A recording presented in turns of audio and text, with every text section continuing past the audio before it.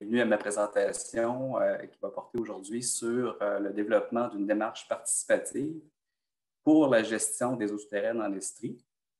Donc, pour votre information, je suis étudiant à la maîtrise en aménagement du territoire et développement régional à l'Université Laval sous la direction de Roxane Lavoie et de M.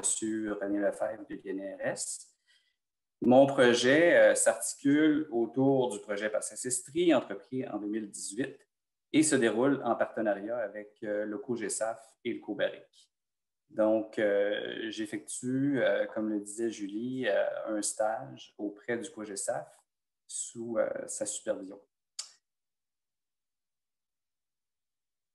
Donc, aujourd'hui, la présentation va se dérouler comme suit. On va y aller d'une courte introduction. Je vais vous donner les grandes lignes des objectifs de recherche. On passera ensuite à la stratégie d'implication des acteurs. Et enfin, là, je terminerai avec une brève conclusion. OK. Donc, d'entrée de jeu, on peut se poser la question, pourquoi développer une démarche participative pour la gestion des eaux souterraines?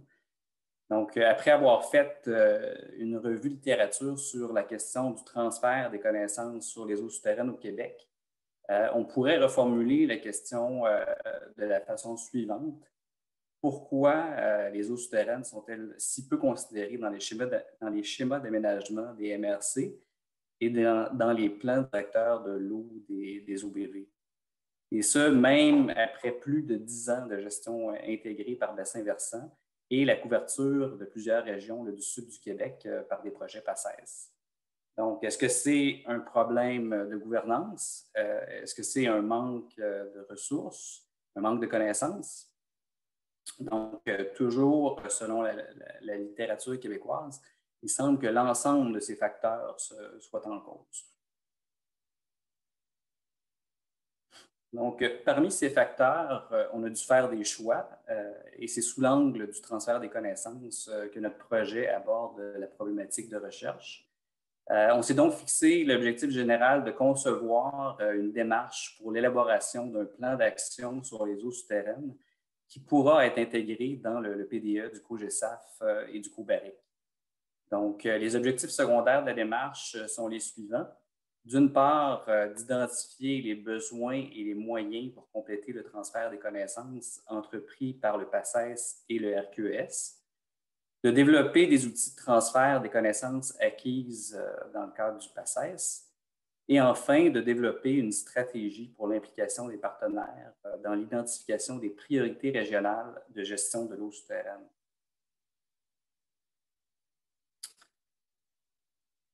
Donc, pour des raisons de temps, je vais me concentrer aujourd'hui sur la stratégie d'implication des acteurs.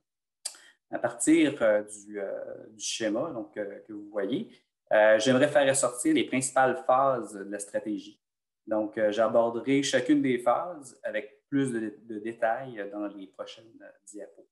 Donc, la stratégie comporte les phases suivantes, la définition du cadre d'action, des ateliers participatifs et enfin, l'élaboration d'un plan d'action. Donc, abordons maintenant la définition du cadre d'action en commençant par le choix des enjeux. D'entrée de jeu, disons que ce sont les experts du PACES qui ont jugé nécessaire d'identifier les principaux enjeux. Ces enjeux servent maintenant comme point de départ pour identifier conjointement avec les acteurs du milieu des actions envisageables par rapport à ces enjeux. Donc, à noter que les enjeux retenus devaient être gérables, en guillemets, par la gouvernance régionale, notamment en termes de ressources financières et humaines. L'équipe de projet de maîtrise a décidé de se concentrer sur un nombre restreint d'enjeux, mais sur des enjeux qui représentent, en guillemets, là, des menaces crédibles, là, si on disons ça comme ça, pour les acteurs. Donc, voici les principaux enjeux qui ont été qu'on a retenus. Donc, l'enjeu numéro 1 est celui sur lequel on travaille actuellement, soit la contamination naturelle des eaux souterraines par de l'arsenic ou du manganèse. L'enjeu numéro 2, la dégradation de la qualité de l'eau souterraine en milieu agricole. Et enfin, l'enjeu numéro 3, la gestion durable de l'eau souterraine. Donc, passons maintenant aux entrevues. Les entrevues s'insèrent dans la définition du cadre d'action puisqu'elles font intervenir les municipalités et les MRC, qui sont deux groupes d'acteurs centraux dans les plans d'action des OBV. Donc, les MRC profitent généralement d'une bonne crédibilité auprès des municipalités et les municipalités, de leur côté, profitent généralement d'une bonne crédibilité auprès de leurs citoyens. L'objectif des entrevues est avant tout de connaître les besoins et les ressources disponibles au sein de ces organisations pour qu'elles puissent identifier et traiter les problématiques d'eau souterraine. Donc, les entrevues poursuivent aussi d'autres objectifs, comme celui de connaître le niveau de considération des eaux souterraines en lien avec l'utilisation du territoire, ou encore leur point de vue par rapport à la gouvernance régionale. En bref, disons que les entrevues servent de repère ou d'état des lieux sur les connaissances au niveau régional, ce qui sera très utile dans la préparation des ateliers participatifs. Donc, le choix des acteurs pour les ateliers participatifs. Plusieurs acteurs sont susceptibles d'être touchés par les enjeux retenus. Par contre, pour tirer le meilleur profit des ateliers et maximiser les échanges entre les acteurs, nous avons décidé de nous concentrer sur la catégorie qu'on a appelée les acteurs clés. Donc, en bref, les acteurs clés sont ceux qui ont le plus d'intérêt et d'influence par rapport à un enjeu. Par intérêt, on entend ici la force qui unit l'enjeu avec le rôle et les responsabilités de l'acteur.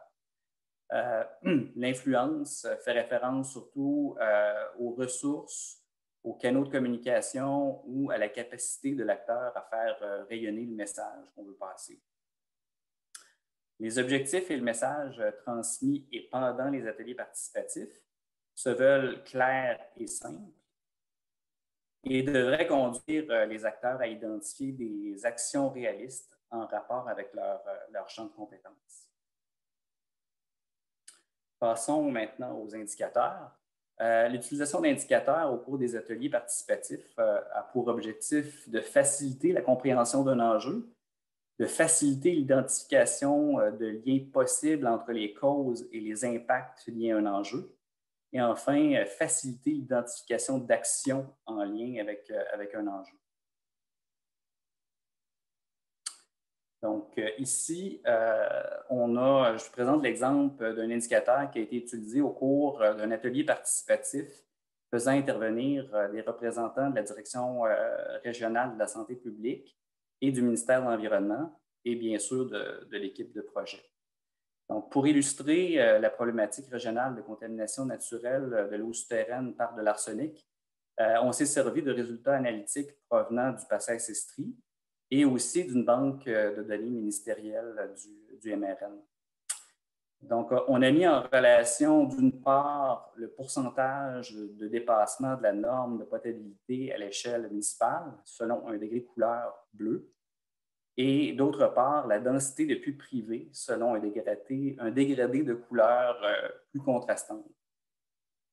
On a choisi de mettre en relation les dépassements en arsenic avec les puits privés parce que les puits privés font partie d'une tranche, parce que les propriétaires, excusez-moi, de puits privés font partie d'une tranche de population qui est plus vulnérable face à ce type de contamination, du fait qu'ils n'ont pas d'obligation, selon la réglementation, de faire analyser leur eau. Donc, en bref, une plus forte densité de puits privés constitue un facteur de risque accru pour les zones de dépassement plus élevées. Donc, la présentation de cet indicateur s'est faite en début de rencontre et a permis d'orienter les échanges ultérieurs autour des actions qui étaient envisageables en lien avec les propriétaires de puits privés. On va aborder maintenant le cœur de la stratégie, soit les ateliers participatifs. Donc, tel que mentionné... Renaud, je me permets de t'interrompre ici pour te dire qu'il reste 2 minutes à ta présentation. OK, ça marche. Je vais essayer de faire ça vite. Donc, tel que mentionné plus tôt, les ateliers se concentrent sur un seul enjeu à la fois. Les ateliers font intervenir un ou des groupes d'acteurs clés qui ont des attributs communs. Donc, par attribut, on fait référence à leur champ de compétences et à leur public cible. Donc, on privilégie un nombre restreint de participants pour favoriser les échanges. C'est d'autant plus important dans le contexte d'ateliers qui se font par vidéoconférence. Donc, on tente d'orienter les échanges, mais sans toutefois les restreindre. Donc, la présence d'un modérateur dans ce cas-là peut s'avérer utile.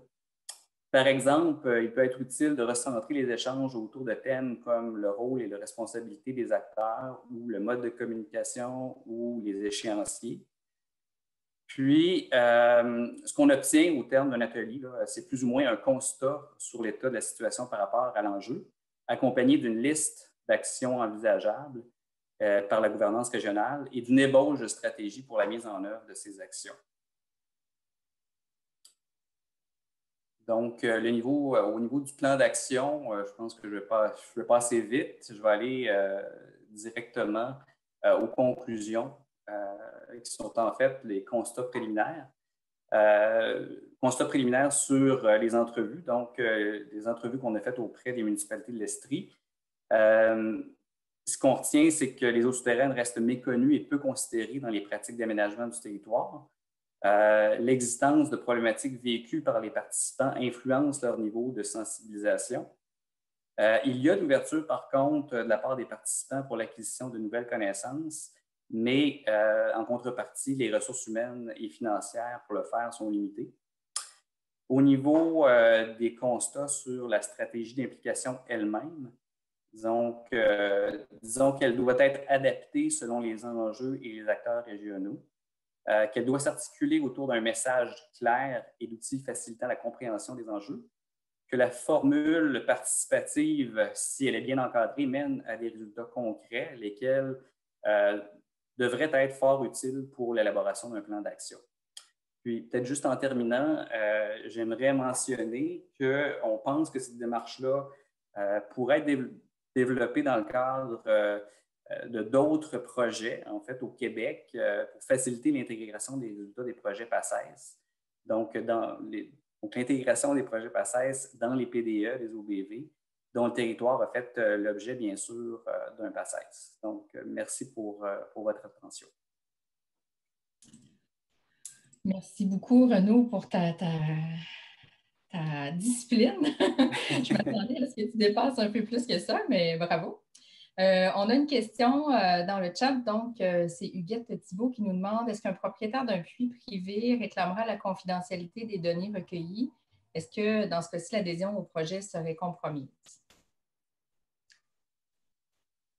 En fait, on parlait tantôt un peu de confidentialité des données. Est-ce que c'est un frein à la participation des gens, le fait qu'ils doivent partager l'information sur la qualité de l'eau de leur puits? Bien, en fait, la démarche jusqu'à présent n'a pas été aussi loin que ça. C'est-à-dire qu'on ne fait pas intervenir, disons, que l'information directe à propos de l'eau souterraine de puits particuliers. On se sert surtout de données disponibles d'intérêt public pour essayer de faire passer le message. Auprès des différents acteurs, donc les conscientiser aux impacts finalement d'une eau naturellement contaminée sur les propriétaires de puits privés. Donc, je ne sais pas si je réponds en fait, il n'y a pas de divulgation, ça ne fait pas intervenir la divulgation d'informations de puits privés dans notre projet, en tout cas pas à ce stade-ci. Je peux peut-être ajouter aussi que dans le cadre des PACES, les données sont interprétées d'une façon globale. Là. Il n'y a pas de données spécifiques non plus qui sont partagées ou diffusées, même dans la cartographie. Donc, cet aspect-là, en tout cas dans le cadre des PACES ou dans le projet qui t'occupe, ça ne devrait pas rentrer en considération. Je ne vois pas d'autres questions dans le chat. Je laisse quelques secondes aux gens pour se manifester. En attendant, je vais moi-même oser une question. On a parlé des municipalités, de l'approche des municipalités par rapport à l'intégration des données et tout ça. Est-ce que dans tes lectures, tu as fait l'analyse d'essayer de trouver des réponses de pourquoi, malgré la présence de toutes ces données-là, les OBV n'ont pas plus intégré ces données-là dans leur plan directeur de l'eau? Est-ce qu'il y a une recherche au sein des municipalités pour voir c'est quoi les freins ou pourquoi ils ne prennent pas la charge de ces données-là? Mais au niveau des OBV, est-ce qu'il y a eu cette analyse-là de voir pourquoi les OBV ne prennent pas la balle au bon pour intégrer tout ça dans leur PDE? C'est intéressant que tu poses la question parce que, comme tu le sais, il y a en tout cas toujours un volet de questionnaire qui qui pourrait s'adresser aux OBV, qui peut-être va voir le jour, en fait. Peut-être que les questions seront adressées effectivement aux OBV pour essayer de sonder justement pourquoi l'intégration des données sur les eaux souterraines ne s'est pas faite ou est peut-être lente à se faire. Donc, mais je m'essaierai peut-être dans une réponse, dans une tentative de réponse. Là. Je pense que le jugement ou en fait les constats qu'on adresse aux municipalités, aux MRC, sont un peu transférables aussi aux OBV dans la mesure où l'information est quand même assez compliquée à intégrer et puis à traduire en termes d'actions qui sont envisageables par la gouvernance régionale. Donc, je pense qu'il y a encore un gros travail à faire à ce niveau-là. Merci beaucoup, Renaud. Il n'y a pas d'autres questions, donc on se reprendra sûrement là, à la période de questions plus générales en fin de présentation.